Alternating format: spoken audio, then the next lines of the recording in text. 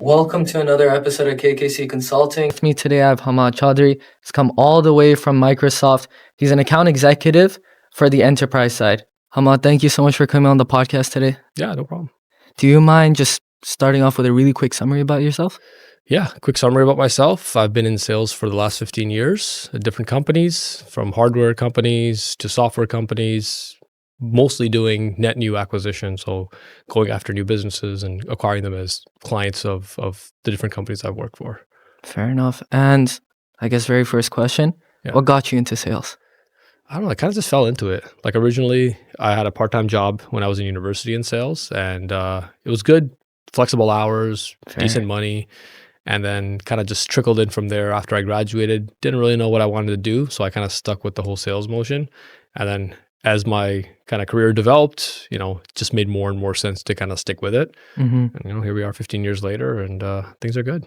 So. Yeah, things are good. That's amazing. I'm super glad because I personally have a lot of friends. They're not sure where they want to go after they're done their undergrad, right? Yeah. And many of them seem to go down either entrepreneurship or the sales route. Yeah. So, just straight off the bat, what advice would you give them?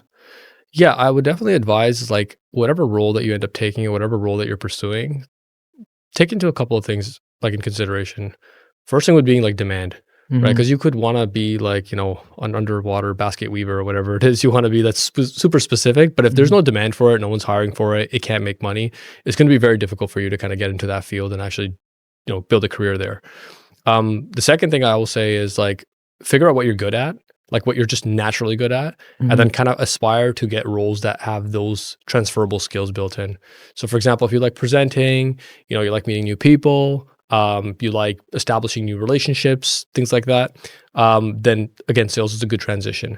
Or if you're let's say very analytical, maybe you're more of an introvert, then there's for example, an analyst route that you can go down. So there's just different kind of things you need to look into yourself to figure out what you're actually good at and what there's a demand for. And if you marry those together, generally you can find a couple of roles that would be a good fit for your long-term career.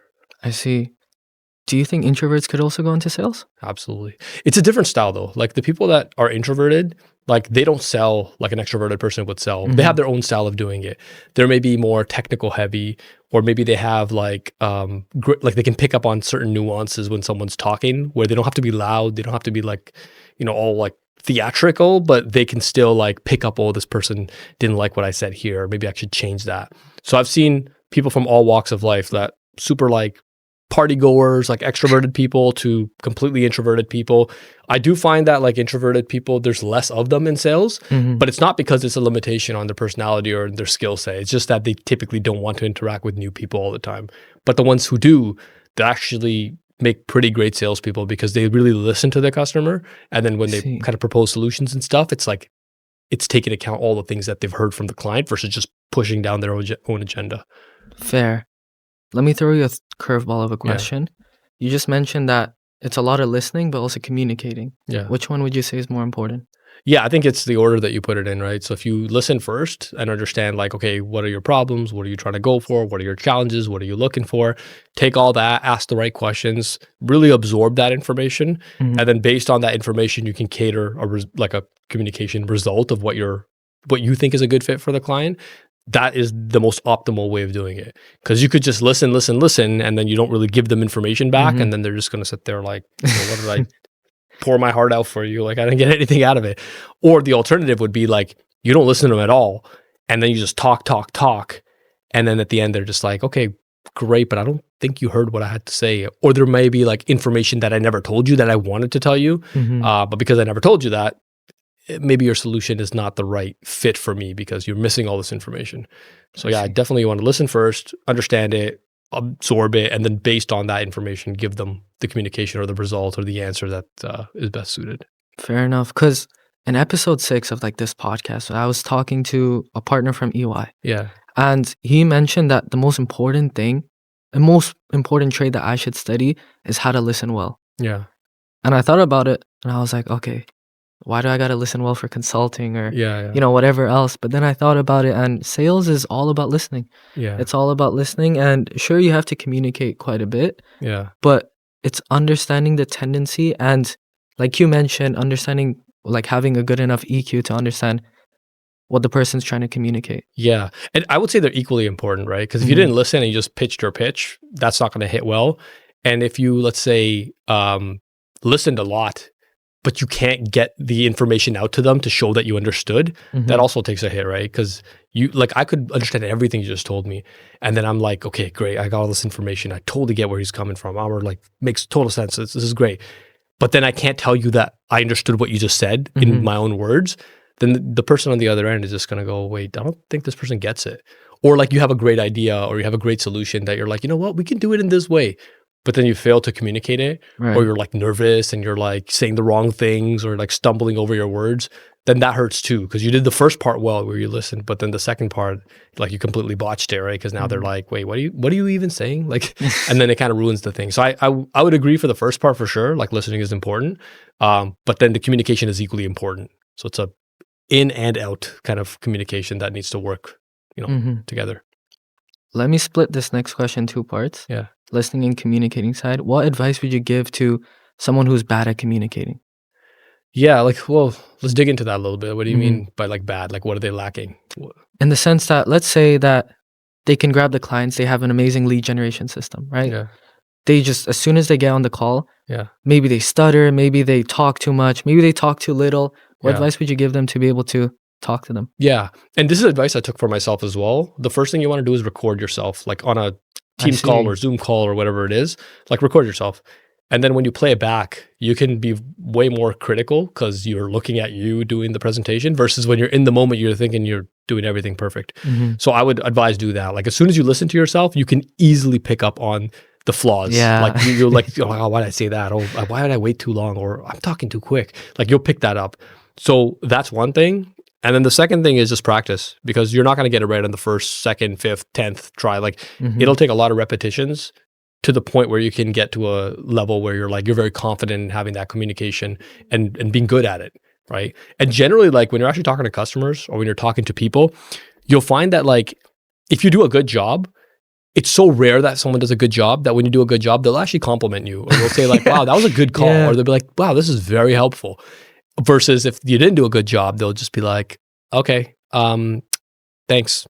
And then you'll try to book a next step or like, well, let's set up a next call. And they'll be hesitant. They'll be like, well, I don't know if this is a good fit or I'll get back to you or we'll reach out to you. That's how you know you did a bad job because they're not receptive of a, next step or whatever the next communication method is. So yeah, I would say that would be the big point. It's super funny you mentioned that because when I was working for Sampling Soft, another small size company, I was like a BDR over there and I was trying to just cold call a bunch of North American clients. There's this one guy, I won't ever forget him. So it's 8 a.m. As soon as the market is open, I call him up and I start off a little bit hesitant, but then I deliver like a pretty nice pitch. I was able to book him to the next meeting and he actually complimented me for it, which is super funny. And in fact, he's coming on the podcast, which is even more sick. And it's really nice because a lot of people in sales, they're very supportive. Like the guy literally said, yo, take my number. Anytime you need any help, like feel free to message me and I'll help you out. Yeah, it's very rare that people do sales right. So like when someone does kind of come out of the woodworks where it's like they were impressive or they did something unique, like anyone in sales, whether it's a VP or director or another sales associate, like they will commend you on that because it's just so rare. Because most people are just doing it for a job. So they're not really like thinking about what they're doing. But the ones who perfect the art, they're going to be far above kind of the average person. That's true. What advice would you give? Because this is something I struggled with, right? Be able to balance the formality and also just casualness. Because if you're too formal, they won't take you serious. If you're too casual, again, they won't take you serious. Yeah. You want to find that balance, right? You don't want to sound like a robot, but at the same time, you don't want to be like their homeboy, right?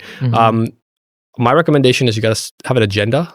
So have an agenda of what you're trying to accomplish in that call. How you speak that or how you convey that, you can do that casually. Right. So if you know, like, okay, first thing, introduction, second thing, I got to ask them about this question, third thing, I'm going to, figure out this piece of information, third thing, I'm going to close them on the next step. That's great. But then now how you communicate it could be casual. Again, you don't want to use like slang and stuff, but at the same time, you're not gonna say like hello, Mr. and Sir, and like you can skip all those formalities. Right. But if you do that, I think that's a good balance because at the end you feel like you accomplished what you were trying to get to versus you get on a call and you have no idea what you're doing and you're just rambling, and eventually they're gonna get tired, and especially if it's a cold call, they're gonna hang up pretty quickly. Fair enough. This question's more specified towards cold calls because, like, at Yeah. least in meetings like this, you can Yeah. see the person, their facial reactions, all of that. Yeah. So let's say you're on a cold call. How do you really understand the tone or if the person's having a good day or a bad day? Yeah, I mean, timing definitely has something to do with it. So if you're calling on like 2 minutes before the top of the hour or something, you might catch them going in between meetings. So you want to be cognizant of that, right? So like making sure that if they feel like they're rushed or they're like not really giving you the full attention, like you're aware of that versus like pitching and pitching. I would say that's one big thing. The other piece is also like just figuring out on the tonality in general, because some people, they're maybe more formal than others. So if you feel like they're super, super formal, they introduce themselves and their role and their title and they pick up the phone, then you want to kind of go towards that kind of, communication style. But if they're just like, hey, what's up? Or something like that, then they're going to be casual. So you want to be real with them. The last thing you want is formality, because they'll probably just think you're like a, corporate drone, and it'll be very easy for them to hang up on you because they don't think you're a real person. So yeah, picking up on that like casuality piece of it is one piece, and then the other piece is just making sure that when you're calling them time of day, like you're aware of when you're calling them, because calling them on a Friday is very different than calling them on a Monday morning, because their inbox may be jam-packed on Monday, but on Friday it's a little bit more relaxed, calm. Right? Yeah. Fair enough. Let's tackle the listening side then, right? Yeah. What advice would you give to someone who can't listen to properly?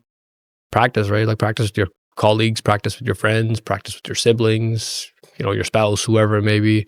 Because Practice with a podcast? Yeah, exactly. Listen to podcasts. Just because there's like listening where it's like you pretend you're listening. Because I see that in podcasts too, where they're like, right?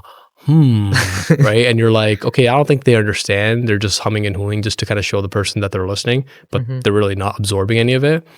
The best way of listening, I would say, is if you could repeat back what they just told you, or like what the message was better than they can.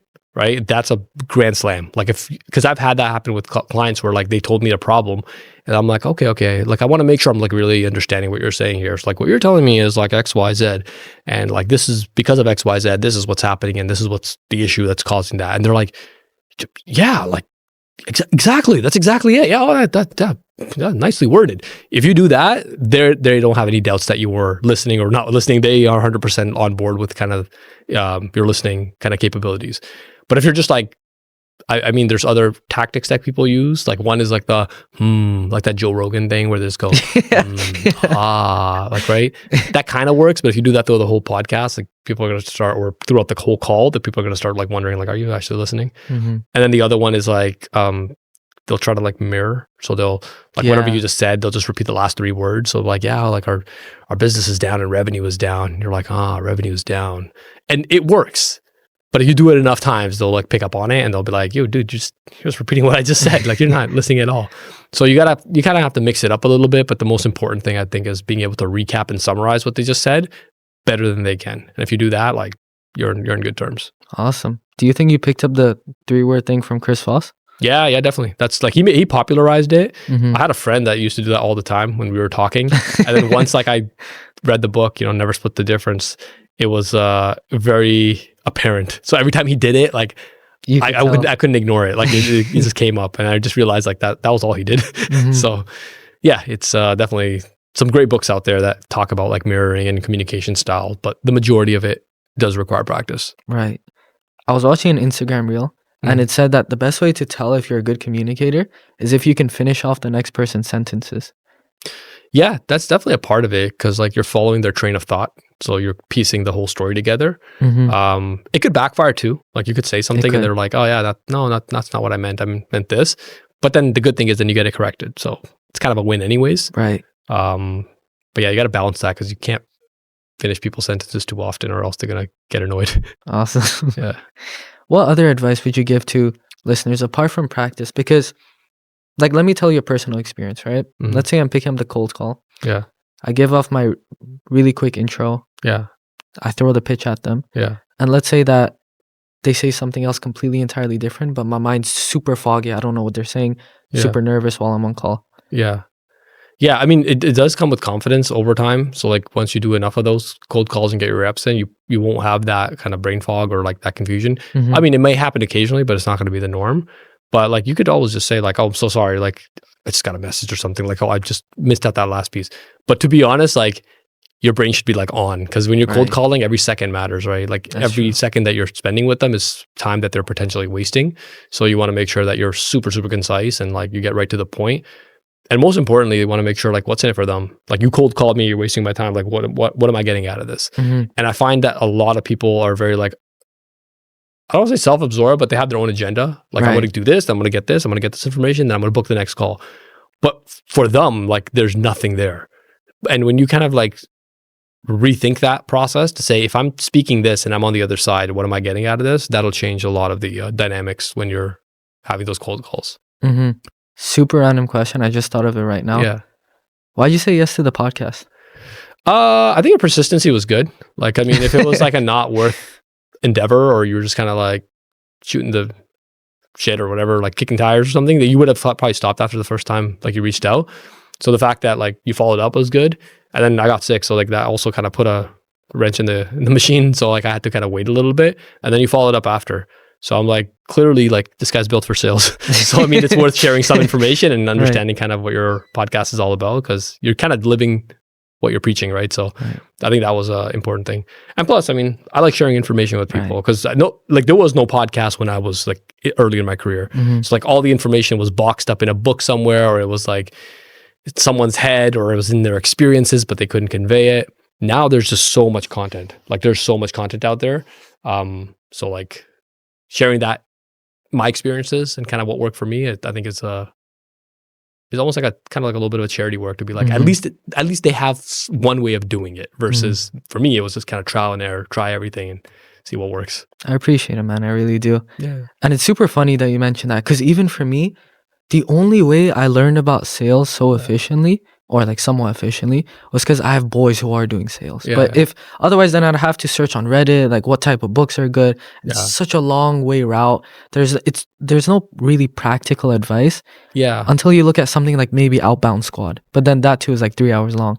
Yeah. And oftentimes it's like, even if you can, I mean, what's the analogy they use, right? It's like, you're not going to learn how to ride a bike by reading a book. It's kind of Mhm. like that, where you can listen to the best podcasts about sales, but if you can't get on the stage or get on the call and like actually present and handle the objections and negotiate or whatever it is, then you're never going to get good.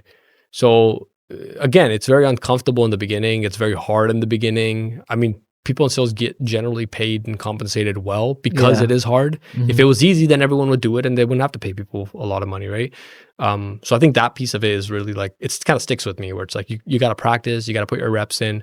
After a certain time period, all that nervousness, all that jitteriness, all that just goes away. Right. Like I would say, like now that I'm deeper into my career, it's not really a concern.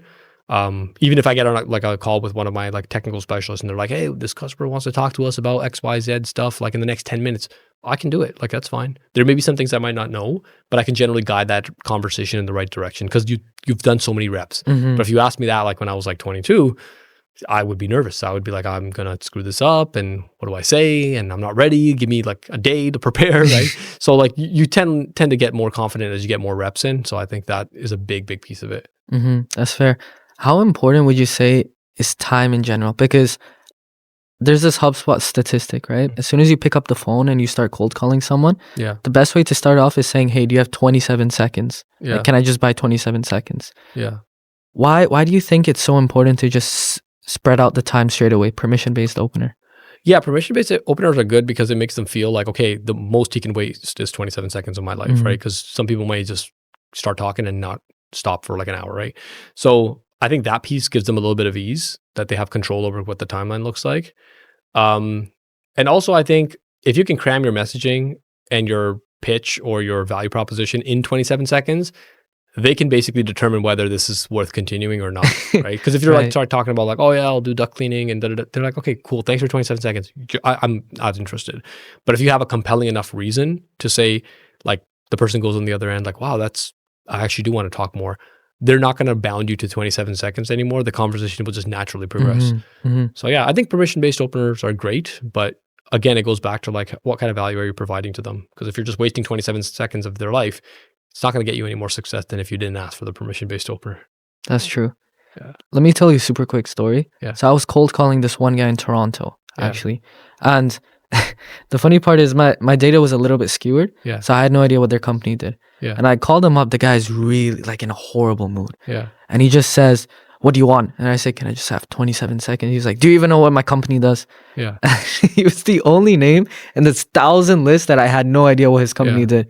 So I said straight away, like, "Yo, I'll be really honest. You're literally the only name that I don't know what you're doing." Then he started chuckling and he was like, Yeah. "Try to take a guess." And the company's name was, yeah, I can say it.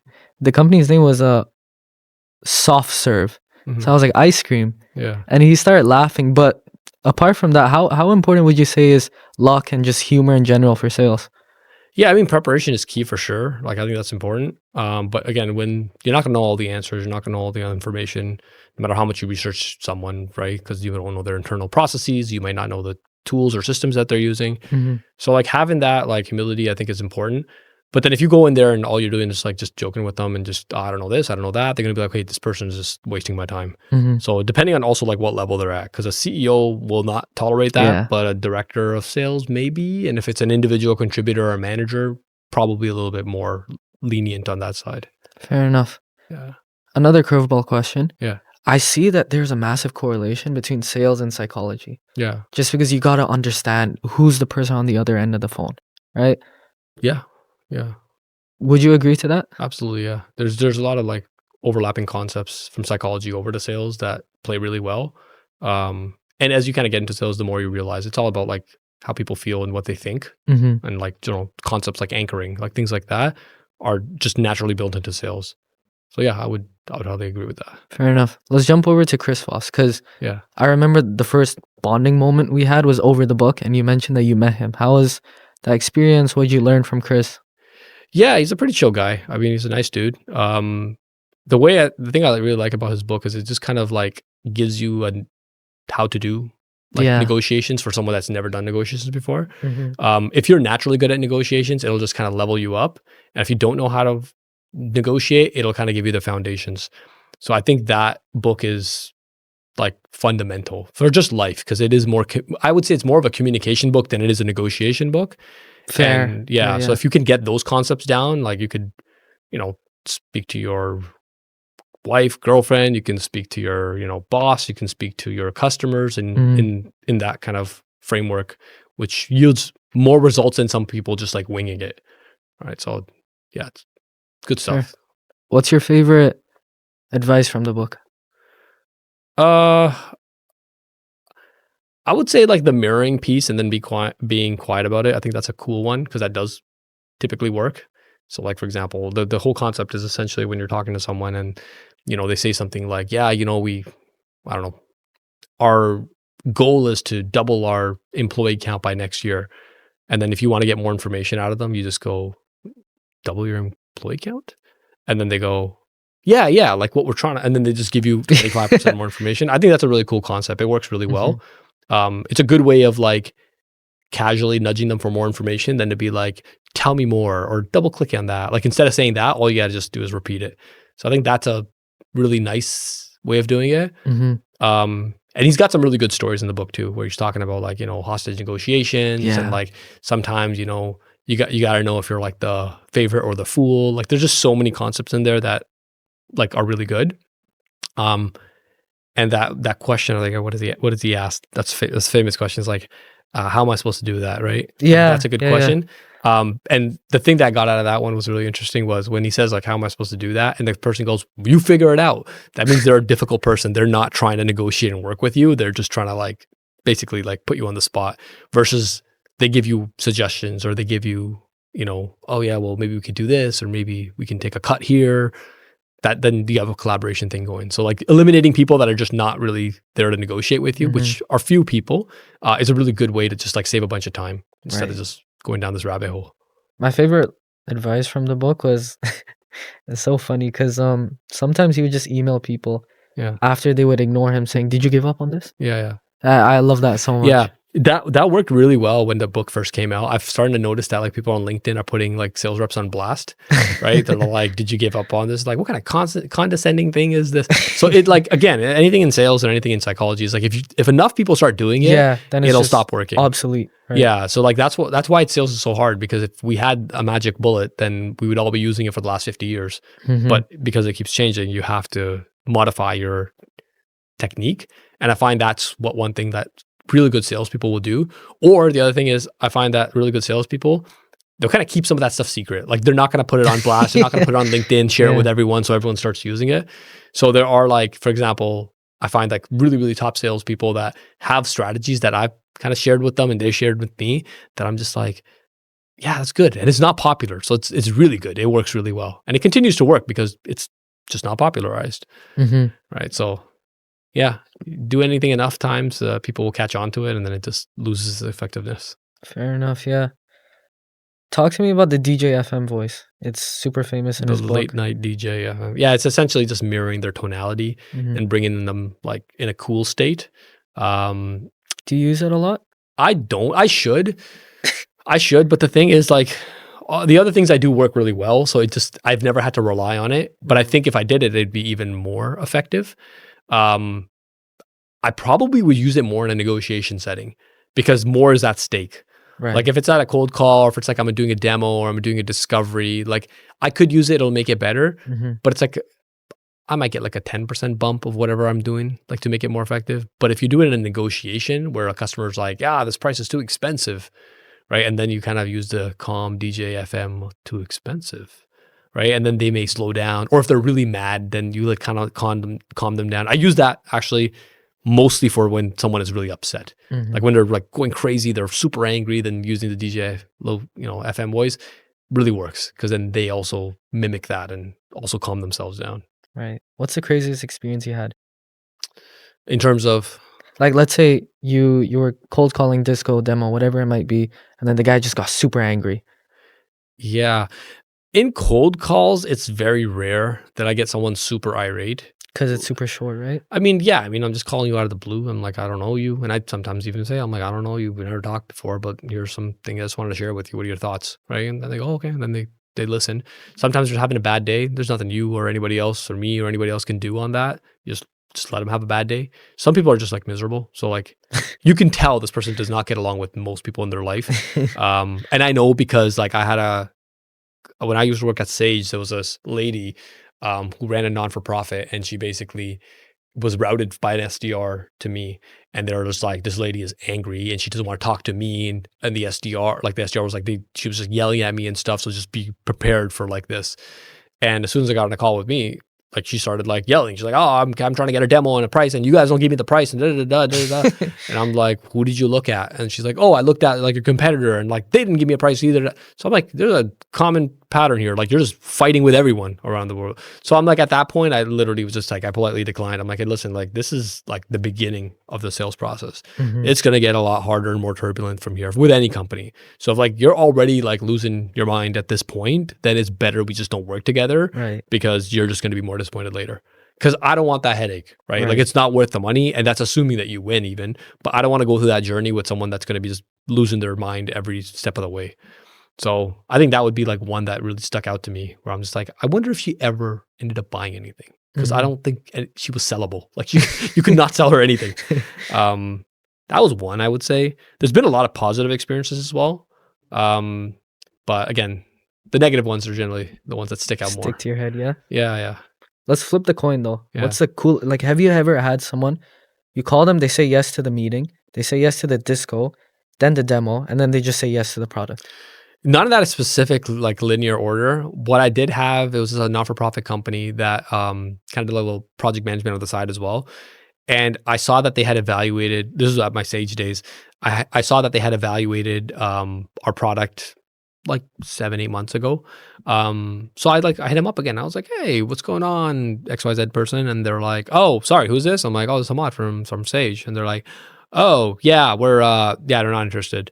I'm like, "Well, you don't even know what I was calling about." And then he's like, "Well, what is it?" And I'm like, "Well, you evaluated us in the past. Like, I'm just curious to know what happened. Did they not give you a good enough?" Like, I was joking around. I'm like, "Did not give you a good price, or like, did the person abandon you? Like, what happened?" And they're like, no, no, no, no. We just had some budget constraints, so we have to pick this up later." I was like, "When's later?" They're like, in a couple of weeks we'll be looking at this again, but we're not going to look at you guys because you don't have this functionality and this functionality and this functionality. And I was like, "Oh, looks like you really saw the demo and you didn't get that." And he's Mhm. like, "Well, I mean, we didn't see the demo, but like," I'm like, "Well, how did you come to that conclusion? We don't do that." And he's like, "Well, it just, I mean, I think you don't do it, right? Do you?" And I was like, "Here, let me send you a website." And then it's literally a chart of all those things that we do and how we do them. And Mhm. then he's like, "Oh, wow. Okay. Okay, how about you reach out to me in like 2 weeks and then we can pick this back up because that's when we're running the evaluations. And you guys are not on the list, but I think we could consider you guys at this point." And then we did that. So we did like the evaluation, we did the demo with them, we answered their technical questions, we went through the pricing, we went through the contracting. And at the end, he like literally was just at the end, he was just like, "Wow, I am shocked, but like I think we're definitely going with you guys. Like this is the way to go." And he's like, "To think that we weren't even going to entertain you guys as an option to the point where we're actually picking you is Crazy. surprising." They're like, Mhm. we're actually legitimately surprised." And then we took them out to some dinner in downtown, like I don't know what the place is called, but it had like the layered chocolate cakes or whatever. And we're all Mhm. sitting around the table and we're just like talking. And I was like, "You know what? This dinner was actually not going to happen if you hadn't picked up my cold call." And then he was just joking and laughing and like life was good. But that was one that was like completely, they shut us out. And then they turned this around very quickly where they're just like, "Wow, we're gonna give you a chance," because I didn't go in with like a shy approach, like, "Hey, I'm sorry, we didn't give you this," or like I was like, "You're crazy! Like, why wouldn't you look at this? Like, what you're asking for is literally what we do. Mhm. Like, you don't want to look at us, that's fine, but we do this, Yeah. right? Like, if you want to say no, you say no to yes, they do this, and we still don't want to look at them. I'm okay with that, but you're not gonna tell me we don't do this and then not look at us because that's just wrong information." So I think that was one where I was like, sometimes a little bit of pursuit and a little bit of explanation and selling, it goes a long way. Fair enough. On that topic, I wanted to ask you about objections, Yeah. right? Massive topic about sales. Yeah. How do you go about it? Because you clearly demonstrated that you're awesome at going about it. Yeah. I mean, it depends on what the objection is, right? Like if you want to do it like a fictitious scenario, I can do it as an Yeah, example. for sure. Sure. We can do a cold call. Do you mind cold calling me? Yeah, sure. Like ring ring. Yeah, hello? Who's this? Hey, is this Amr? Yes, yes, yes. Hey, Amr, I know I probably caught you at a bad time here. You got a couple of seconds for me to explain why I'm calling? Sure, you got 20. Yeah, sure. So like I was actually looking to join a podcast and I saw that you had some postings for some new guests. Wondering if that's still the case. Listen, it is, but I mean, I'll be really honest with you. I got too many guests on the plate right now. Don't think I can do it. Yeah, absolutely. And is this like too many guests for this week or this month or just forever? Now that you mention it, probably just for this month. This month? Okay. Would it be a bad idea for me to connect with you next month to see if things open up?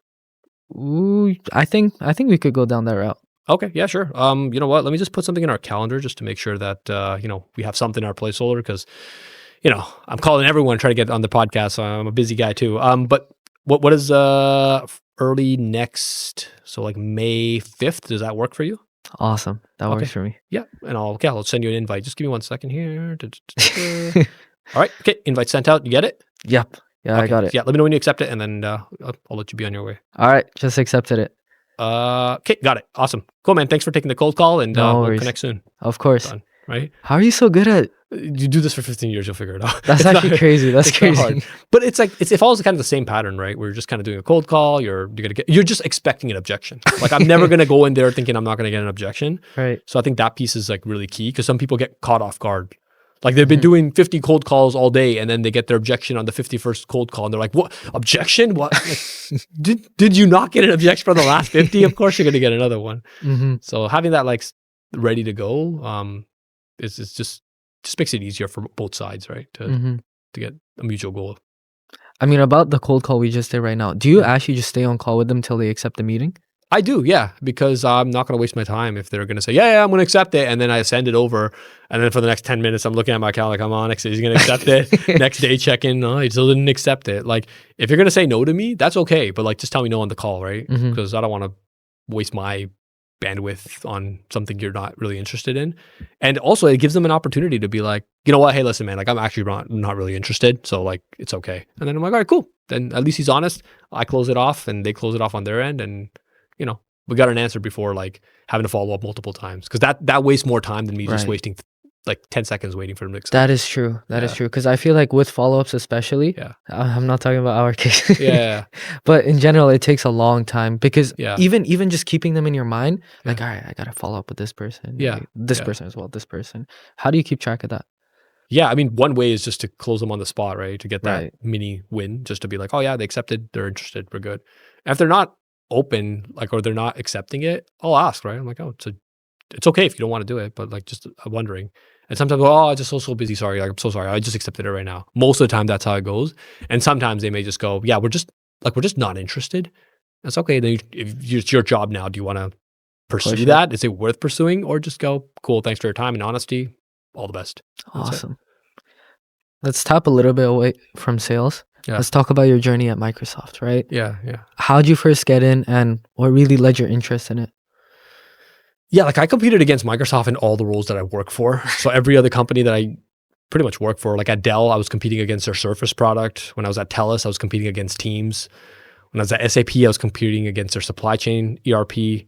When I was at Sage, I was competing against their F&O and Business Central product. When I was at SysAid, I guess I wasn't competing any of their products there. But like there was always like a competitive aspect to Microsoft. Mm-hmm. So like when my previous role, when I was at Sage, they actually called me and they were just like, hey, listen, like heard your name tossed around a few times and a couple of these deals. The one epic deal that I won, it was like this healthcare not-for-profit like community health center that like, you know, like for addicts and stuff or whatever. And they were looking at a new solution and Microsoft came in at pretty much a free price. Like they were like, licenses are free. And they had a partnership with the government the Health of Ontario to give them a free project manager that would actually implement it for them. So they're like, implementation is free, your licenses are free. And I went in with our product and basically we still won. And I charged them, I think it was like $12K for the licenses and $20K for the implementation. That's crazy. Yeah. And when I was even so shocked because like I remember like the partner that we involved that was doing the consulting work, they were like, dude, just give up, man. Like you're like, how are you going to be free? Yeah. And I was like, yeah, but I think they need us. Like, I think Right. they really do. And we were able to plug in a gap of functionality that they just could not get. And the nimbleness of the product as well. That was something that they just couldn't get. And so when we won that one, and then there was another one that we won, I can't use the logo, but it was an airport in Toronto, basically, that we won that too. Then Microsoft like started like raising some eyebrows, like, yo, what's going on here, right? Like, what are we losing all this business to? So then, yeah, they kind of messaged me and then they told me to apply for a role. I did the interview for that specific role and it just didn't work out. Just the job was not what I wanted. Mm-hmm. And then they had a new role, which is my current role that they offered. And I said, you know what? Just for the experience, let's do it. Mm-hmm. And I joined and, you know, the rest is history. Like things are good. Work-life balance is nice. Product is good. Team is good. You know, so yeah, no regrets there. Awesome. How important is work-life balance for you? I think as you get older, it gets more important. Right. In your 20s, I don't think it's important at all. Like if you don't know anything and you're like, oh, I'm going to focus on work-life balance at like 22, 25, like what are you doing, right? Like you don't know anything and now you already want to relax. Like that's Mm-hmm. crazy. But I think at a certain point, and you'll feel it, like when you get to a point where you're like, oh, like you listen to a podcast, you're like, I'll give an example, like, cause I'm deeply entrenched in the sales world, but like I'll get in a podcast and then they'll like share all these like cold calling tips and all. I'm like, I know all of this, like everything they said, I know all of this and I'm doing most of this already. So then it becomes to a point where I'm like, I would listen to a podcast and like for 3 hours and I'd get like one takeaway. Yeah. So at that point, I'm like, what am I wasting my time for? So that point, I realized, okay, I need to focus a little bit more on the work-life balance because I understand the concepts. I understand the technical parts of sales. I've implemented them. I've had success with them. So now it's time to step back a little bit instead of burning yourself out or try to get to that 99.9 percentile. Like you're already up there. Just focus on your health, focus on family, because there's other parts of life that you need to like prioritize too, right? Right. So yeah, in your 30s, I think if you've been doing the same role and the same career, prioritizing work-life balance is actually important. Your health, your relationships, all that stuff. But if you're like in your 20s, like early 20s, like that's a fool's errand. Like wasting your energy on relaxing at that point I would not do that. I agree. Cause like The way I think about it is one day I'm gonna get really old, and Mm. one day I'm just not even that old, but I'm Yeah. gonna have so many other responsibilities, Yeah. wife, kids, you know, Absolutely. etc. So that's why I want to try the completing everything I can, like complete life as Yeah. soon Yeah. as I Yeah. can. Like yesterday, I was out on a 15-mile run because Yeah. hopefully I want to run a Yeah. marathon Yeah. and complete that now rather than like put it off till like I'm 30 when there's Yeah. so much more stuff. Yeah, and I think when it comes to like fitness stuff also, I would highly recommend like maintaining a certain level of fitness instead of like, cuz in my high school days, like, you know, I was all about like track and field and long distance running and all this Hmm. other things. And then university hit, kind of slowed down a bit after university, completely focused on career and completely forgot about that. So I just stopped doing fitness. And then I realized that like I'd be better off just kind of doing a little bit of fitness throughout my life than to Yeah, do a bunch then and then bank on that until you get older and then you hope that like some of it's stuck with you and then trying to catch up again. Like fair. I'm giving an example, like 30 push-ups a day and like 10,000 steps even every other day is way better than being like a, you know, Olympic athlete in your teens and then not working out at all in your like 20s and 30s. That's true. Yeah. I should probably take that advice. I won't Yeah. lie, cause it's really funny.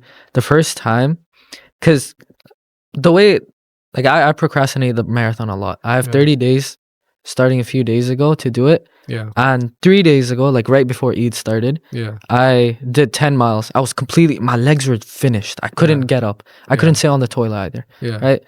And 3 days go by. And yesterday I did 15 miles.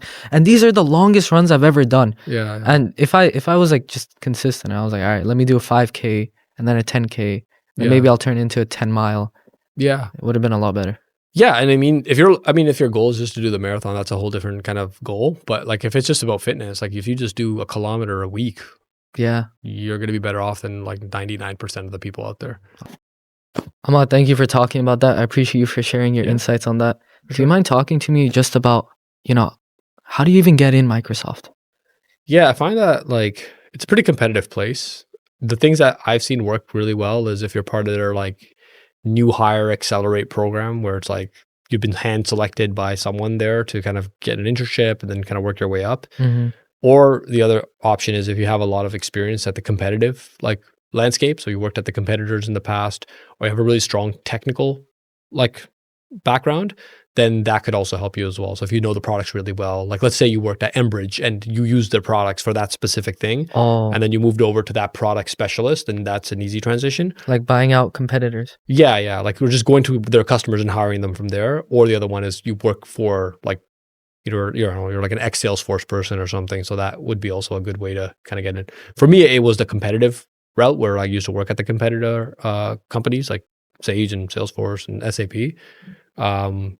But yeah, it's a tough gig to land. Once you're there, it's pretty chill. But it's not like because the thing is with Microsoft, the way I found it was there's always going to be companies that pay you more than that. So when you Pay go you more there, than Microsoft? absolutely. Like Oh, even like the previous company I used to work for, I got paid more there than I got paid at Microsoft. really? Yeah, so it's more of like a brand kind of move than it is like a money Mm-hmm. move. Something Um, that sticks to your resume? hmm? Something that sticks to your resume? Yeah, like for me, it was the branding thing, like being able to say that I worked at Microsoft and I understood like the ecosystem and I sold for them. It went further than me continuing to work, for example, at Sage and crushing it. And again, mind you, like when I was at Sage, it was not like I was struggling or I was like an average rep there. Like I finished like number one in North America in my final year, Phew. and I was number one in Canada for both years that I was there. So that that translates to obviously a higher salary and a higher pay. But when I came to Microsoft, I didn't come for like, oh, I gotta make more money than at Sage. So it Mm-hmm. was more just like I like the company, I like the products, I like the culture, and that's why I'm moving over. Mm-hmm. Talk to me about the commission aspect of sales because Yeah, it's very, very funny. I have this friend.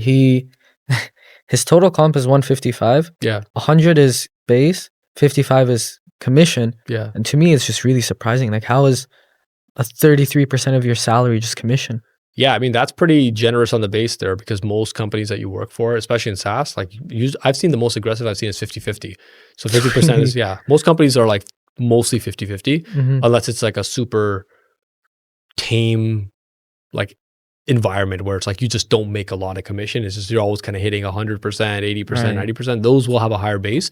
But if you're like an aggressive like growth company, 50% is very normal. Um, Yeah, I mean, like, look, if you're good at what you do, like, it doesn't concern you because you're not worried about it. Like, for example, even at, like so my old company, my commissions were 1.5x of what my base salary was. Mhm. And then even last year at Microsoft, it was a good year. My commission was 2x of what my base salary was. 2x. So like for me, like when someone goes, "Oh, like commissions are going to be a big portion of your salary," as long as the product is good and I like the company, that's not a that's not a worry for me. Now, if it was like some unknown company that has an unknown product and I don't even like their product and they're giving me 50% commission, then that for me is a write off. Like at that point, it's like at any salary, it's not worth it. Because if the product sucks, then I don't want to sell it, right? Mhm. Would you say having the Microsoft name, like, when reaching out to people helps a lot? Oh, definitely. We have named accounts. So like all these accounts already know us and they buy from us. So I it's see. less like a mystery Oh, for it's just them. like upselling, cross-selling? Yeah, because everyone has Office, right? Like there's very few Yeah. companies that are gonna come across and like, oh yeah, we don't use Excel or Word or PowerPoint, right? So like that's not the thing. They may not have like my product specifically. So that's kind of where the new business side of it comes up. Interesting. But yeah. So are you guys kinda competing with each other sometimes? No, because they're very different products, right? One is like for modernized work, which is like Office, Oh, I see, Excel, I Power see, I BI, see. like that stuff. And then there's Azure, which is like Mhm. more consumption based for infrastructure. Then there's like security.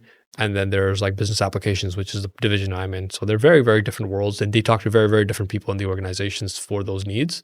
Um, but yeah, everyone plays nice. And generally, if somebody else is like coming across an opportunity where it's my product, they'll just loop me in and vice versa. So we just keep each Help other each in the other out. loop. Yeah. Fair enough. Yeah. Can you talk to me about the whole leadership avenue in Microsoft in the sense that, because the way I learned about it, you go SDR, then BDR, and then AE, and then with AE you go from SMBs to enterprise. You know the whole sales Yeah. level. Yeah. Microsoft is different because there is no SMB. Like that's all done through like channel partners. So you'll never have that. But in most companies, I would say, like, so I can give an example of like Sage or at Salesforce, like it is like that. So you have an SDR position, you cold call, Mhm. BDR position, which is more outbound, less inbound, like qualification. Mhm. Then you go into like an AE, SMB. Then from there, you go mid market, then you go to enterprise. And then that's kind of where it kind of caps off as an individual contributor. Mhm. And you find your sweet spot. Like for me, I mean, enterprise is nice. Like it's cool. I'm having a good time. But for me, like my true passion is kind of with the smaller orgs because they move faster, they buy Right. faster. There's more of them versus me being tied to like I don't know, like a Coca-Cola, and like that's my only account. Like some people enjoy that. I enjoy more of the quick, fast, more Mhm. customers. Yeah, Fair. Something super cool about you is that you've dealt with Fortune 500 companies. Can you yeah, just, because man, it's so hard to imagine. You're literally dealing with like the Coca-Colas of the world. yeah. They're massive. Like there are like 12 different companies in one division. Like they're just so big. Oftentimes even people in their organization, like if you're talking about the same project, the people internally have never even met each other. That's how big these companies Yeah. become, right? Yeah. So yeah, it's a different kind of breed. Like I feel like some people enjoy it. I think it's okay. Like I'll do whatever, just to try it out to see how it goes. But I think my true passion is like when it goes into like those fast-paced move deals Mhm. where you get on a call with a decision maker, you get to talk to the CEO, you get to talk to the Fair, CFO. fair Those are enough. like game-changing like deals, right? Mhm. Yeah. Would you say that it's a little bit harder when you're going enterprise because you gotta get on call with someone who's not a decision maker, they transfer you to Yeah. someone, then you Yeah. finally get the email or number? Yeah, it's really difficult. There's a lot of political like agendas and political Oh, powers I that you see. have to like, kind of maneuver, which is my least favorite part of the job. Mhm. So I think, yeah, it's not for everyone. I'll say that. Fair enough. Again, a curveball of a question. Are you thinking of going to, like, the startup environment in the future? That depends. I mean, right now things are pretty calm. Also with like family and stuff, like it's just a good place to be. In the future, maybe like if something drastically changes for whatever reason, then I could Mhm. go back into that startup world.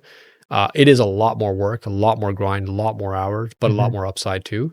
So it's kind of a trade off. But it's been a very long time since I've been at a company that's like the processes are proven out, the product is proven out, the brand logo, everything is like everyone knows it. So yeah. Plus, I came for the branding, right? So for me, like to Right, stay here long term is kind of the goal. And eventually, if I do decide to move or decide to leave, then yeah, I think startup would be the place to go with a right. good product. Of course, and then that too, with equity and, like, a high decision maker power there. Yeah, yeah, exactly. Mhm. Fair enough. Let's talk about where you learned the most in the sense of like you had SMBs, mid markets, and the enterprise.